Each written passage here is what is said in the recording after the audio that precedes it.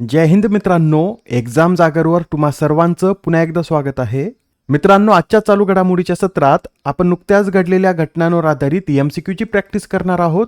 यातील एक एक प्रश्न अत्यंत महत्त्वाचा आहे, त्यासाठी व्हिडिओ शेवटपर्यंत पहा व आपल्या मित्रांसोबत सुद्धा शेअर करा, जेणेकरून येणाऱ्या एक्झाममध्ये त्यांना सुद्धा याचा फायदा होईल.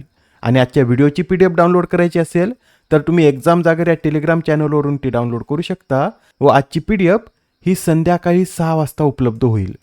ठीक आहे, चला तर आपण आता आजच्या सत्राला सुरुवात करूया. पहिला प्रश्न पहा. भारताच्या पहिल्या स्वदेशी ग्लाइड वेपन सिस्टीमचं नाव काय आहे? तर भारताच्या पहिल्या स्वदेशी ग्लाइड वेपन सिस्टीमचं नाव तारा असं आहे. मित्रांनो, सध्या तारा प्रणाली चर्चेत का आली?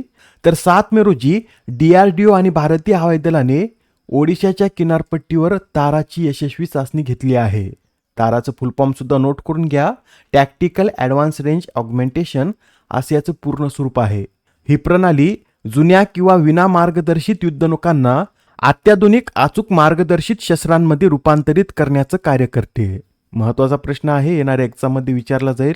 लक्षात ठेवा, भारताच्या पहिल्या स्वदेशी ग्लाइड वेपन सिस्टीमचं नाव तारा असं आहे. Next question. केंद्र सरकारने माता आणि बाल आरोग्य सेवा अधिक सुलभ आणि पारदर्शक करण्यासाठी कोणते डिजिटल प्लॅटफॉर्म सुरू केले? तर आता केंद्र सरकारने माता आणि बाल आरोग्य सेवा अधिक सुलभ आणि पारदर्शक करण्यासाठी जननी हे प्लॅटफॉर्म लॉन्च केला आहे. जननी या प्लॅटफॉर्मचा मुख्य उद्देश काय असं जर विचारलं तर देशातील मातृ आणि शिशु आरोग्य सेवा अधिक बळकट करणे हा या प्लॅटफॉर्मचा मुख्य उद्देश आहे. व याआधी जे RCH पोर्टल होतं त्याची ही सुधारित आवृत्ती आहे. यामध्ये माता आणि बालकांसाठी QR कोड सक्षम डिजिटल आरोग्य कार्ड उपलब्ध करून दिलं जातं, ज्यामुळे आरोग्य रेकॉर्ड कोठेही सहजपणे पाहता येतो. जननीचा फुल फॉर्म सुद्धा नोट करून घ्या. Journey of antenatal natal and neonatal integrated care असं या जननीचं पूर्ण स्वरूप आहे. आता हा प्रश्न पहा काय म्हणतो.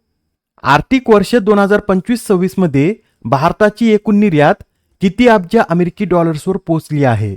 तर आता आर्थिक वर्ष 2025-26 मध्ये भारताची एकूण निर्यात ही 863.11 अब्ज डॉलर्सपर्यंत पोहोचली आहे व मागच्या आर्थिक वर्षाच्या तुलनेत यात एकूण 8% वाढ नोंदवण्यात आली आहे.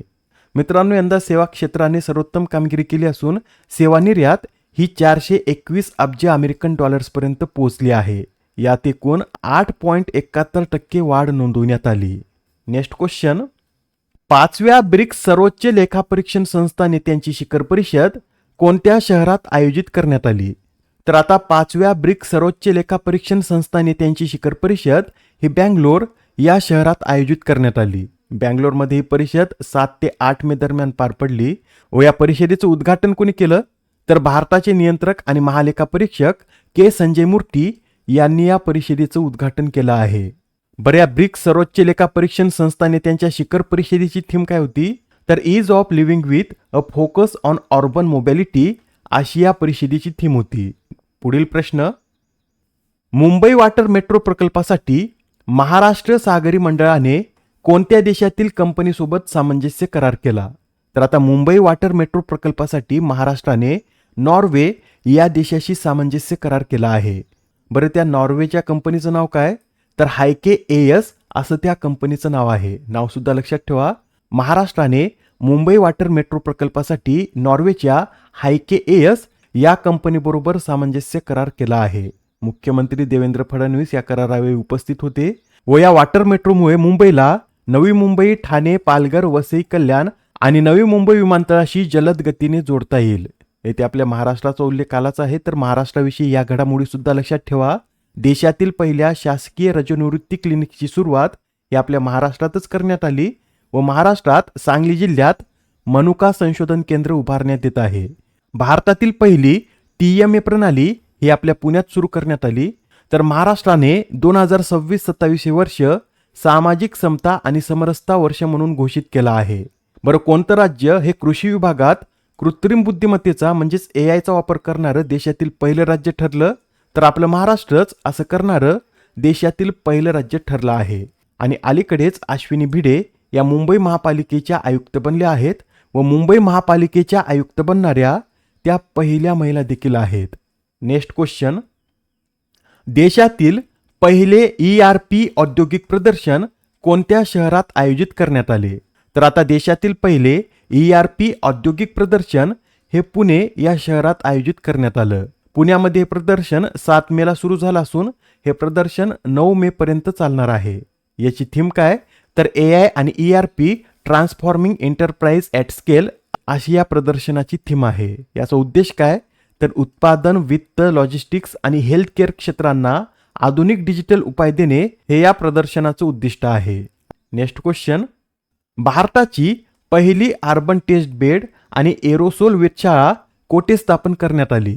तर आता भारताची पहिली अर्बन टेस्ट बेड आणि एरोसोल वेधशाळा ही चेन्नई या शहरात स्थापन करण्यात आली आहे. या वेधशाळेची स्थापना कोणी केली? तर IITM पुणेने मिशन मोसम अंतर्गत या वेधशाळेची स्थापना चेन्नईमध्ये केली आहे. 6 मे रोजी पृथ्वी विज्ञान मंत्रालयाचे सचिव डॉक्टर M रविचंद्रन यांच्या हस्ते या अत्याधुनिक सुविधेचं उद्घाटन करण्यात आलं. पुढील प्रश्न, दक्षिण आशिया प्रदेशासाठीच्या केम्ब्रिज डेडिकेटेड टीचर अवॉर्डने कोणाला सन्मानित करण्यात आले? या प्रश्नाचं उत्तर आहे पर्याय क्रमांक 2 म्हणजेच सोमा मंडल यांना या पुरस्काराने सन्मानित करण्यात आला आहे. त्या दिल्ली स्थित GD गोयंका पब्लिक स्कूलमध्ये विज्ञान शिक्षिका आहेत व हा पुरस्कार जगभरातील उत्कृष्ट आणि प्रेरणादायी शिक्षकांना देण्यात येतो व सोमा मंडल यांना सुद्धा त्यांच्या उत्कृष्ट कामगिरीसाठी हा पुरस्कार देण्यात आला आहे. बरं, हा पुरस्कार कोणाद्वारे दिला जातो? तर केम्ब्रिज युनिव्हर्सिटी प्रेस अँड असेसमेंटच्या इंटरनॅशनल एज्युकेशन ग्रुपतर्फे हा पुरस्कार दिला जातो. याआधी सुद्धा काही महत्त्वपूर्ण पुरस्कार देण्यात आलेत, ते सुद्धा आपण एकदा रिवाइज करून घेऊया. 2026चा गणितातील ब्रेक थ्रू पुरस्कार हा फ्रँक मर्ले यांनी पटकावला. Laureus sportsman of the year पुरस्काराने कार्लोस अल्कराज यांना सन्मानित करण्यात आलं. 2026चा प्राध्यापक MS स्वामीनाथन पुरस्कार डॉक्टर C श्रीनिवासराव. 2026चा लता दीनानाथ मंगेशकर पुरस्कार कैलास सत्यार्थी. 2026चा पुण्यभूषण पुरस्कार अभय फिरोदिया यांनी पटकावला. वर्ल्ड आर्चरीद्वारे पॅरा आर्चर ऑफ द इयरने शीतल देवी यांना सन्मानित करण्यात आलं. तर 2026चा एबेल पुरस्कार हा गर्ट फाल्टिंग्स यांनी पटकावला आहे. नेक्स्ट क्वेश्चन, 72व्या राष्ट्रीय बॉडी बिल्डिंग स्पर्धेत भारत श्रीचा किताब कोणी पटकावला? तर या 72व्या राष्ट्रीय बॉडी बिल्डिंग स्पर्धेत भारत श्रीचा किताब हा आझाद जेनवाल यांनी पटकावला आहे. या स्पर्धेचं आयोजन कुठे करण्यात आलं होतं? तर रत्नागिरीमध्ये या स्पर्धेचं आयोजन करण्यात आलं होतं व आता आझाद जेनवाल यांनी या स्पर्धेचं विजेतेपद पटकावलं आहे. इतर विजेत्यामध्ये भारत उदय या सन्मानाने मध्य प्रदेशच्या आसिफ मुसा यांना सन्मानित करण्यात आलं. भारत किशोर मध्य प्रदेशच्या चंद्रभान धुर्य, तर भारत कुमार हा पुरस्कार महाराष्ट्राच्या गौरव तेली यांनी पटकावला. आजच्या सत्रामधील शेवटचा प्रश्न पहा, दरवर्षी जागतिक थॅलेसेमिया दिन कधी साजरा केला जातो? तर हा जो जागतिक थॅलेसेमिया दिन आहे हा दरवर्षी 8 मे रोजी साजरा केला जातो. यंदाची या दिनाची थीम काय? तर hidden no more, finding the undiagnosed, supporting the unseen अशी यावेळेची या दिनाची थीम आहे. या आधीच्या सत्रात तुमच्यासाठीचा प्रश्न होता, भारतातील कोणत्या राज्यात पहिले मोती उत्पादन क्लस्टर स्थापन करण्यात आले? या प्रश्नाचं उत्तर आहे पर्याय क्रमांक 3 म्हणजेच भारतातील झारखंड या राज्यात पहिले मोती उत्पादन क्लस्टर स्थापन करण्यात आलं. झारखंडमध्ये कुठे? तर झारखंडमधील हजारीबाग जिल्ह्यात हे क्लस्टर स्थापन करण्यात आलं. हे क्लस्टर प्रधानमंत्री मत्स्य संपदा योजनेअंतर्गत स्थापन करण्यात आलं. आजच्या सत्रामधील तुमच्यासाठीचा प्रश्न पहा, केंद्रीय चित्रपट प्रमाणन मंडळाचे नवीन अध्यक्ष कोण बनले आहेत? आता या प्रश्नाचं उत्तर कमेंटमध्ये देण्याचा प्रयत्न करा. उत्तर चुकलं तरी काय हरकत नाही, कारण ज्यावेळेस तुम्हाला या प्रश्नाचं योग्य उत्तर माहित होतं त्यावेळेस हा प्रश्न तुमच्या दीर्घकाळापर्यंत लक्षात राहतो. तर आता पुढच्या सत्रात पुन्हा भेटूया. धन्यवाद.